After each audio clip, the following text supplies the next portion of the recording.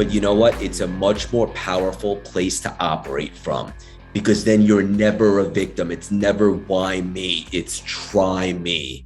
And I really challenge the audience to assume ownership and accountability, and to lose that victim mentality. And just like that, at the instant, your life will change. Welcome to the Better Human Podcast. My name is Greg Witz, and each week we're going to be bringing you some incredible and inspiring guests and topics that are going to take your life to the next level. Thanks for spending time with us. Sit back and enjoy the show. What's up, brother? Up, my man. How you doing?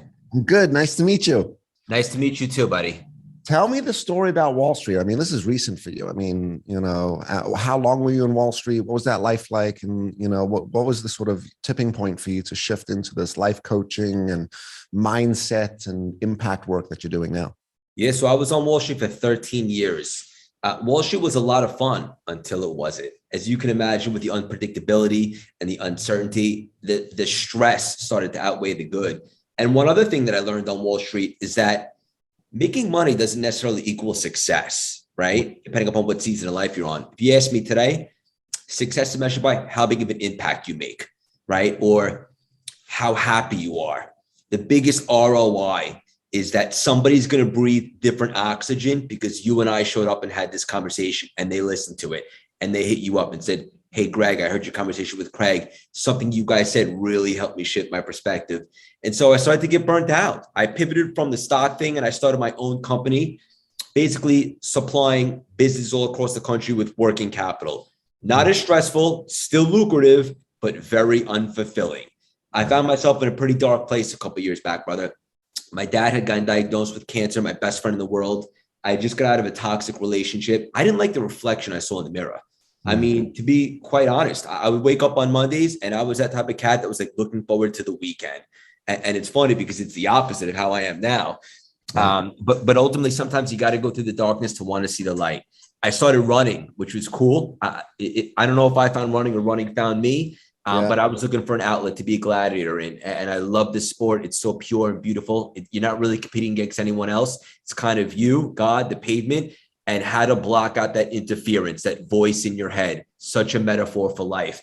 Wasn't going to be a professional runner, but I got really into marathons. In fact, I just ran one last week in Chicago. I saw a post on that. Congratulations. Thank you, brother. I appreciate it. So this is all the backstory. Fast forward to the pandemic. Bang. Shut down my office. I couldn't work even if I wanted to. I look around. I see a lot of Netflix and a lot of day drink. I'm like, that's not going to be me. I'd known forever that I was here for more. I just was unable to find clarity on what that was. And I need to take ownership for that. I didn't ask myself the tough questions, right? I never took a minute to reassess. Being a business owner in Manhattan, it's go, go, go. So I made myself available. I put myself in that frequency to kind of be spiritual and receive those creative divine downloads. And just like that, it hit me. And it was like, wait a minute. Maybe personal development's not only a passion of mine. Maybe it's my purpose. I've been obsessed with it for years. Now, when it comes to my gifts, what are those? And I said, if I'm being honest, humbly, I can communicate pretty effectively. So I took that concept, I married it with personal development. I started Cultivate Lasting Symphony, or CLS, or playing my initials, Craig Landon Siegel. I didn't want to be the next Tony Robbins. I would be the first Craig Siegel, but I think big.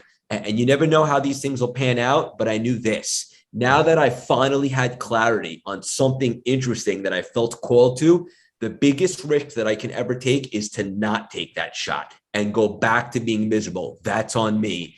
And so I took my shot, sold Wall Street. I went all in, burned the ships. And I say very humbly, it's exploded over the last 2 years. We're one of the top 3 business podcasts on the planet, sponsored by Mark Cuban, which got a very lucrative book deal, community membership coaching, speaking all over the country, and the rest is history. And I'm just so grateful. It took me 35 years.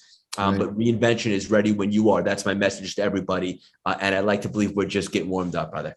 That's amazing, man. That's amazing. Look, it's a little bit of like an ideal story, right? I mean, I was killing it on Wall Street. I realized my life sucked. And the truth of it probably wasn't the financial side, but it was the cost of what that money took from us, right? Yeah. So, stress, is your dad still around, by the way? He is. Yeah, amazing. My father passed from cancer, and his cancer was very treatable. And I've always said this, which is it was the stress and the demons on the inside. And him living this sort of, miserable, sort of depressive existence, right? He was a very reactive, aggressive, sort of turmoil type of emotional individual. Wow. Very brilliant though, man. I mean, he was the one that started my business. And he started the business out of like his need to figure out his own shit. How do I learn emotional management, and how do I figure out my rage and stuff like that, right? But at the end of the day, that was the stuff that I believe kills people, right? And when I do a lot of work on emotional intelligence, I talk a lot about internalized stress, internalized emotion. And, we're starting to explore topics now of like people being able to examine their child traumas, right? And manage that. You're very lucky, bro. You're very lucky to have woken up and figured this out. And as you said, it was all those things that you had to go through. Your dad, the toxic relationship, the droning on each day, the looking forward to the weekend. So what do you do differently today? I mean, what are some of the better practices that you sort of live with today? I mean, I'm a whole different person. It's funny. Like, yes, the root of me is still Craig, but I've really grown as a human being, right? So number one, first and foremost, I've never been more alive. I've never been more authentic. And I want to acknowledge you. You were really vulnerable just there. Telling me about your dad. And I appreciate that. And I think that's powerful. And I think it's relatable for the audience. I'm very vulnerable these days. It's what, in my opinion, has the audience gravitating and connecting with us. Where do I begin, brother? What do I do differently? I mean, this isn't work to me. Like, when you find something that sets your soul on fire, it's a different type of high, right? Like, people are always like, Craig, what are you on? It's like you're shot out of a cannon. I'm like, this isn't work to me. I genuinely love this right here, this conversation. Look, I got a lot on my plate. I'm very busy, as I know you are, but I was excited to connect with you today. I'm excited to be here. There's nowhere else I'd rather be. I love making an impact. I love contributing. I love the sponsorships, the coaching calls, and the membership calls, the community, all of it. I can't get enough of it. I'm just super grateful. And also, like, when you have purpose, right? And like, waking up every day and going to a job, I guess you can call that purpose, but I knew that I was here for more. In fact, we're all here for more. We all have gifts. We all have a purpose. The key is to identify what our assignment is, right? And so I'm very driven right now. I want to make a massive impact. I want to help a lot of people. I want everybody to know that reinvention is ready when you are. If you're not where you thought you'd be at this time, forgive yourself. All that matters is, what are you going to do next? Can you commit to the process? Can you believe in yourself, and so forth? So I'm just a whole different people on a much different frequency right now. And I'll land the plane with this. I also surround myself with higher quality people in regards to where I am and where I want to be. I like to be in rooms where I can really grow and level up and so forth. And that's been a huge indicator for me as well, is kind of letting go of people that, if I'm being honest, might have been not the best influence or bringing me down, and surrounding myself with great people that are really spreading their wings. Yeah. I think that's almost like a cancer in our social lives, which is toxic people. For sure. And most people are unable to even see it and recognize it, right? And I recorded some stuff. I want to say like last year, or maybe even longer ago. And the social group ended up reposting it, which is, what do you do with toxic relationships and toxic people? And I mean, the answer is pretty damn simple. One, first, recognize it, see it, be like, ding, shit, there it is. Right? Because, as they say, your network is your net worth. I think that was one of our guests, his name was Nick on the podcast. He shared that, but it's very true. I mean, I grew up with, you hang around with shit, you smell like shit.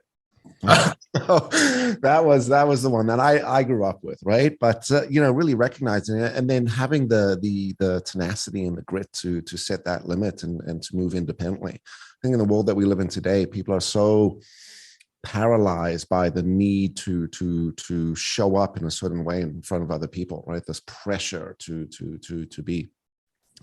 Talk to me about your coaching. By the way, I'm interested in, sort of on a personal note, learning a little more. Like, I'm running a training business.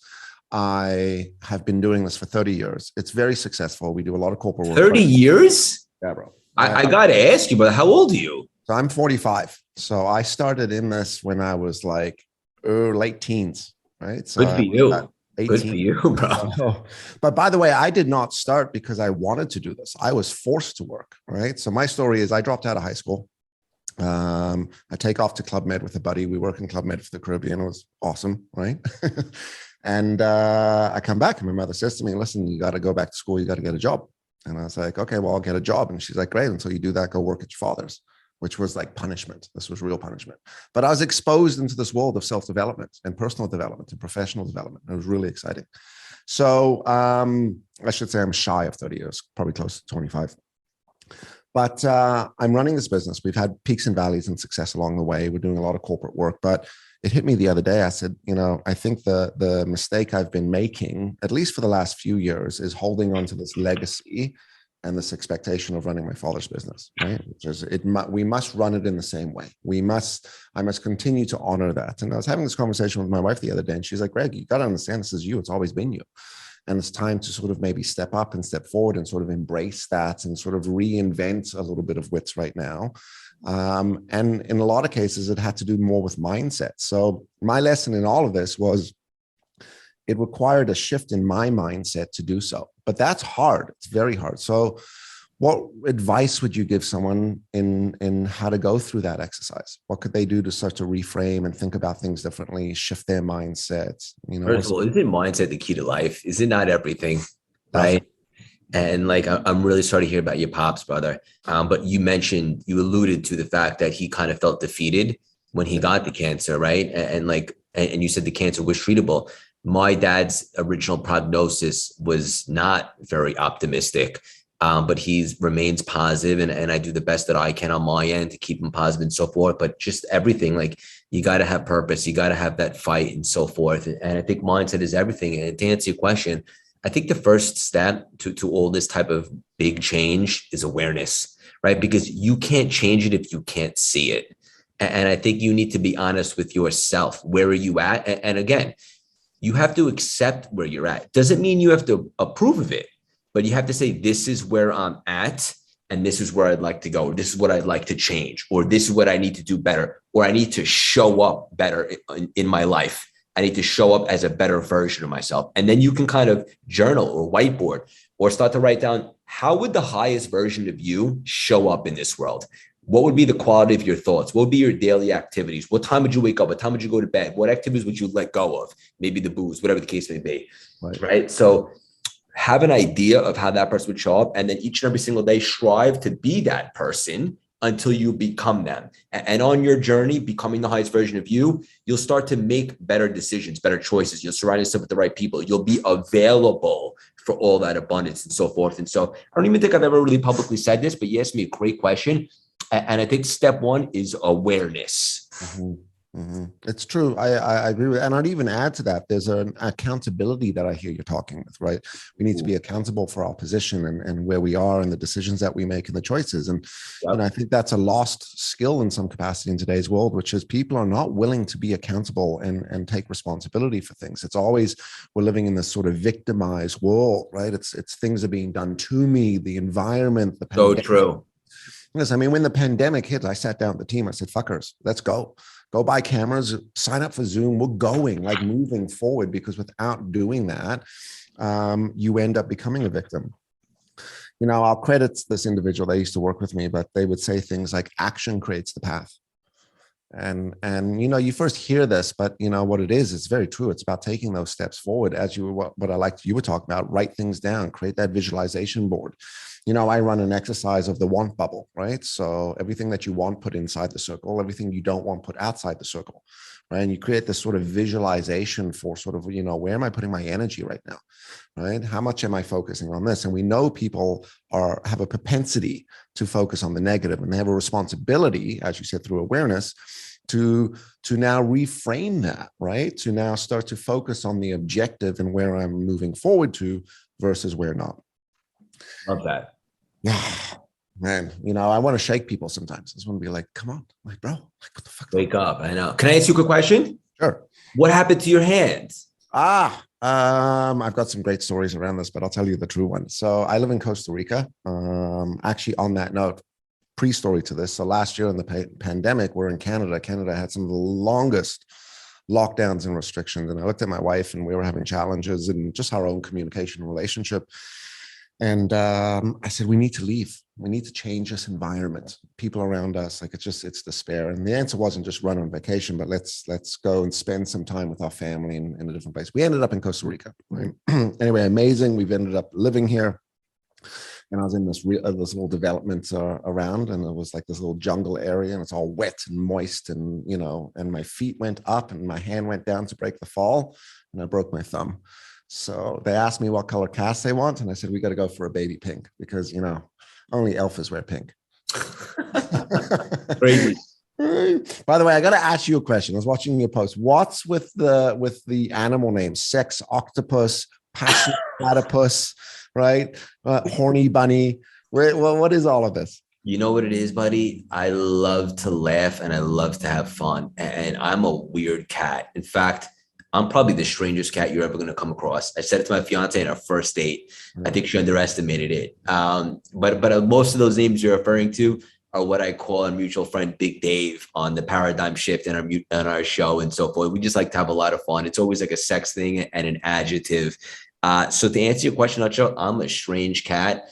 We're doing really big things and we're working really hard, but I think you gotta have fun. And I love to laugh, and it's as simple as that. Yeah, maybe that's sort of, one is awareness on, two is responsibility, three is to make sure that we're having fun and laughing, right?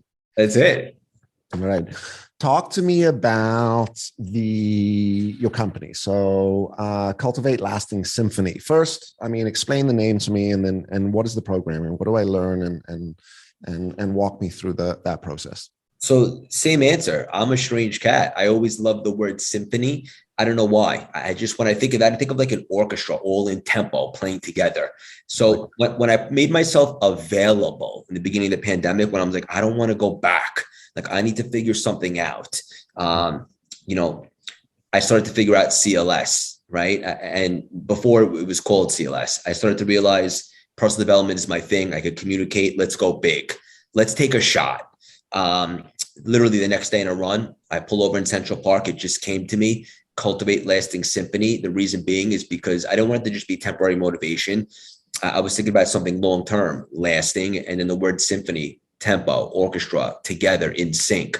And it also happened to be a play on my initials, Craig Landon Siegel, which I thought was pretty cool. So grabbed that domain, started working on a logo. And for the audience listening, anyone that's building a personal brand out here, those two steps that I took, taking out a domain and grabbing a logo, I got to tell you, they might seem trivial or small. They gave me so much momentum. They got me jazzed. I was like, let's go. Now we got a name and so forth. And I hit the ground running. What do? All things performance and mindset coaching. Now we do a lot of business consulting with high-level CEOs, celebrities, athletes that have been on the podcast and so forth. We have a community, the CLS membership. We meet every week on Wednesdays. We have a private group of chat where everybody networks. I do masterminds. I'm traveling all over the country right now and even worldwide speaking. Our podcast is huge, the CLS experience. Anywhere you listen to a podcast, all things reinvention, mindset, and performance, brother, straight up. Amazing. And we all need that, right? Like it's a forever exercise. I always remind people like this, the failure with coming out and signing up for these types of programs and communities is people feel that because they've signed up, that's enough. Or I did the program and I've learned it. Or I read the book and now I'm smarter. And I always remind people like, in a lot of cases, the work around personal development and managing stress and dealing with anxiety, and that's a whole nother topic we could get into, is you need to approach this like exercise. You exercise every day. You got to practice this stuff, right? And if you're not exercising and practicing it, it's problematic. Just to piggyback on that, right? Like I couldn't agree more. Like it's one thing to be physically fit, but it's a whole other to stay mentally fit. And I like the way you just articulated. I want to acknowledge you. It's a forever exercise. Beautifully said, brother. Yeah. Yeah. You see this when people pass away when they're old. You see like someone who's 100 years old, right? The body's gone, but the mind is as sharp and as focused as ever. That was my grandfather, actually. He lived forever. The body didn't go anywhere, but his mind was as sharp as they got. Do you know who Sean Swarner is? It sounds familiar. He's an endurance adventurer, climbs mountains. He's done all 7 summits. Anyway, we had him on the show. Awesome dude. But he was saying, you got to recognize that your mind will give up before your body does. And that's what I love about the work that you're doing, man. It's all around, again, working that mind and that mindset and that perspective and that ability to we got to be careful, because if we're not, managing that little narrative story in my head, right? Because we have this wonderful ability to build up movies in our head, and that movie can be a catastrophe, like a thriller, or it could be something like, you know, extremely forwarding. And I'm the director, right? I'm the one that controls that picture. Yeah. Couldn't agree more. What do you think about the world of anxiety right now? Everyone's running around with anxiety. You know, I'm not a doctor, and I want to clarify that. I think that oftentimes, for me personally, anxiety is caused by certain beliefs that we have, right? So I think that if we go back and reverse engineer it, and we start to be in control of our thoughts and understand that thoughts are random, but thinking is not, and we can lose the disempowering thoughts and replace with empowering ones, then we have more empowering and worthy beliefs, and then maybe less anxiety, right? So for example, maybe the very thought of somebody hitting you up, calling you or texting you gives you anxiety, right? An old friend or whatever the case may be.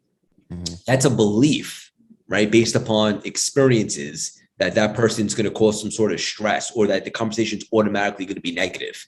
But what if you went back in and rearranged your thoughts and said, you know what?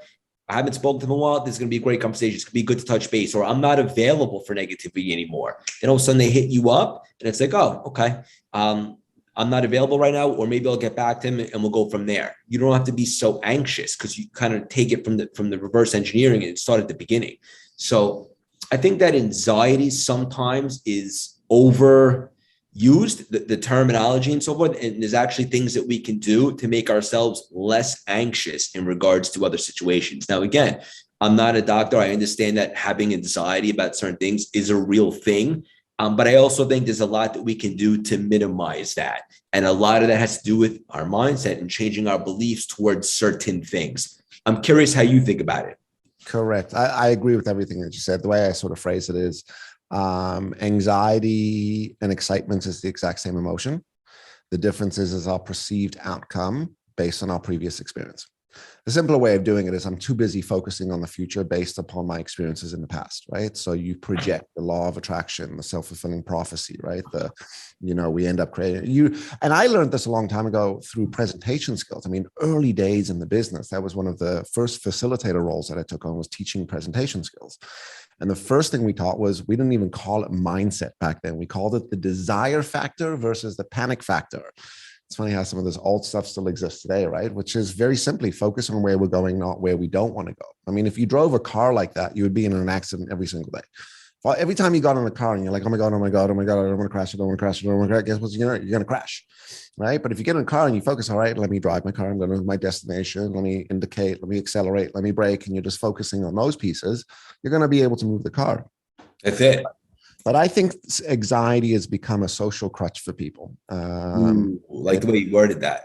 Yeah, it's again, there is something known as clinically being diagnosed with anxiety. That is very different to what we're talking about here, right? The social crutch is it gives people the excuse not to rise up to the responsibility they need to, or even worse, giving them the momentum to raise their bar. Yeah, I agree with you 100%. Social crutch, is that what you said? That's what I said. Yeah. People are looking for so many excuses these days to remain in victim mentality.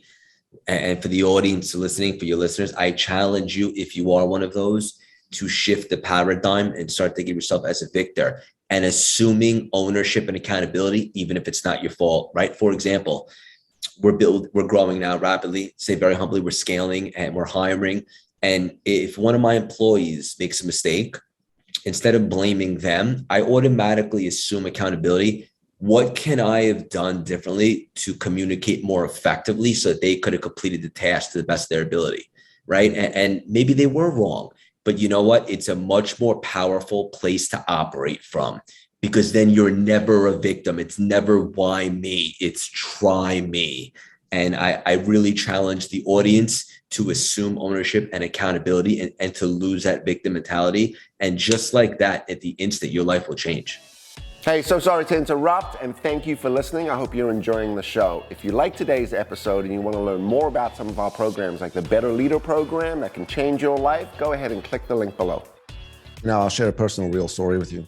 some of the listeners might relate to this, but we were scaling last year, and part of the way I scaled was by hiring people, right? And it's like, all right, well, let me hire a head of sales and a head of marketing, and so people to take over this. Anyway, fast forward the conversation. The person in the business development role was not successful over the year, but I was so busy running at 1,000,000 miles an hour. I was like, everything good, everything good, everything good, everything good. And then by the time we figured out what was going on and the pipeline was affected and revenue was affected, and a number of things were affected, the first thing I thought was, fuck, did I mismanage the situation? Not it's their fault and it's their problem. This was me. I should have had more governance and observation. I should have been more managing. I should have actually been focused and had more conversations around performance and targets and pipeline, instead of being loosey-goosey with it. And that it's a very powerful place to be, if you can take that position from what you just described, which is there's ownership there. The greatest thing about ownership is you have choice. What do I want to do now? Where do I now go? How do I want to move forward? Versus, as you were describing, when you don't do that, you have the victim mentality. Yeah, 100%. Beautifully said. You're a Wall Street guy, ex-Wall Street guy, finance guy. Talk to me about what the projected future is. I mean, we got recession and economy and all this stuff. I mean, what's your sort of things to watch out for over the next 12 to 14 months? What could we do as business owners, as leaders? What could we do to set ourselves up for success? Financial success, economic success, business success? Yeah. So look, there's certain things that we can control and certain things we can't.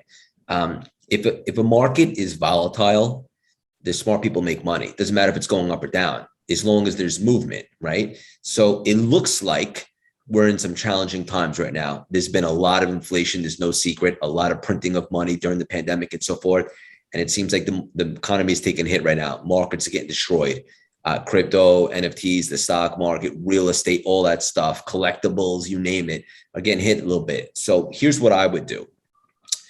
I would continue working on what you can control, on your business, on getting yourself better and more available. And I would definitely have some cash on the side. And when the opportunity presents itself, I would look for great situations, right? Because you don't make a lot of money buying a cool or sick apartment in New York City or a house when it's already at extremely expensive. The way you make money is when things are coming down and a lot of people are scared, and then you're gobbling up great things at a great value, right? So I would be a little bit patient because I don't think we're out of the woods just yet. In fact, it's very possible that things get a little bit more turbulent before they turn around. But the reality is you just want to make sure that you're in position to take advantage of all opportunities that present themselves. For example, obviously hindsight's 2020. But had you had this mindset and the pandemic happened and stocks were getting absolutely destroyed, if you went in and you bought companies with really strong balance sheets that were very unlikely to go out of business, you probably made a small fortune, right? Because they all got destroyed. Some stocks went from like 50 to 4, right? So that might happen again sooner than later. And it might not just be stocks. It could be anything. So you want to have an opportunity to take advantage of that opportunity because they say, the biggest millionaires or even billionaires or a ton of wealth is created in challenging times, whether it be recession or whatever the case may be. All that being said, I'm still going to focus primarily on what I can do, and that's growing CLS, making impact, contributing, helping people, and so forth. Because everybody's going to need mindset, right? I need mindset. We all need mindset. So everybody should definitely look out for what it is that their bread and butter is, but also play a little chess. Think 10 moves ahead. What is the world going to need when we come out of this thing? If I have a little cash, I'll be ready to hop on those opportunities and so forth. So you want to be strategic, but also a little bit patient. Awesome. That's great advice, man. That's real practical advice. It's true. Be patient and look for opportunity. Yeah, sure. Okay, I don't normally ask this question, but we started with saying, one of the things that helped you pivot was the time of life that you were in, what was going on with your family, and you were in a toxic relationship. I'm assuming you're not in that toxic relationship. You're in a new relationship and recently engaged, I think. Yes. Right? Yeah. Congratulations, by the way. Thank you, man. Now, when you get engaged, we say congratulations. When you have your first child, we go, oh, beautiful, right? And then later on in life, we have a different conversation. But for now, congratulations. Very exciting. Thank you. What relationship advice would you give, considering the fact that, again, you came out of a toxic relationship? Ideally, you're in a healthy relationship today. What do we do to contribute to having healthy relationships with our significant others? Yeah, so I want to be completely vulnerable here. I wasn't my best self either a couple of years back when I was in that relationship, right? So once I started really working on myself, like full throttle, all in, becoming the best version of myself each and every single day, I then had Alicia, my fiance, gravitate towards that version of me. She wouldn't have been interested in the Craig of 3-4 years ago. But as I continue to grow and work on myself, I'm now sending out a signal. I'm available for someone that's the Craig that I'm becoming, right? So first and foremost, work on yourself. Be the best version of you, right? Put that version of you out there. And then ultimately, when you find the one, I'm a big believer in you're going to know right away. And the funny part is when Alessia and I met, I wasn't even looking. I was building CLS. It was the beginning of the pandemic. I was doing my thing. But it's awesome how the universe reacts like that, right? Or responds. When you're your best self, you're available, you're doing the right things, you work on yourself, divine intervention. So when I was least expecting it, Alessia and I crossed paths and I knew right away. So answer your question in a nutshell, work on you. Become the best. And for anyone that's single out there, it's a beautiful time of life to be single. It's the best opportunity you have to work on yourself. And if you do the right stuff and you're honest with yourself and you become a better version each and every single day, it's only a matter of time before the right person gravitates towards that version of you. That's great. That's really great, man. Awesome. So at the end of the show, we come to the better human question. But just before we go there, tell the audience, how could they get in touch with you? What are your handles? Drop some of your information. Best way to get in touch with me is on social media, Craig Siegel _CLS, Instagram, everywhere. Go to our website, cultivatelastingsymphony.com. You could work out with us, our community, membership, masterminds, all that stuff. Anywhere you listen to podcasts, the CLS experience. And I love for everyone to join the texting community. We do daily inspiration and strategies. Text 917-634-3796 and drop the word Greg in that text so that I know you heard the conversation right here. And please come say hello. I love to connect. That's amazing. And we'll make sure we get all of your handles information in the show notes. And thank you, buddy. Well, at the end of the show, we come to the better human question, because really sort of that's the exercise and the practice that we try to take here, which is what could we do to be a better human tomorrow, right? So here's the question. What do you think we all need to do to be better humans tomorrow? I would go back to the exercise we talked about early in the conversation. Grab a journal and start writing down hypothetically what would be the traits of the highest version of you if that person showed up every day. When would you wake up? When would you go to bed? What would you eat? What would your activities be? What would your relationships look like?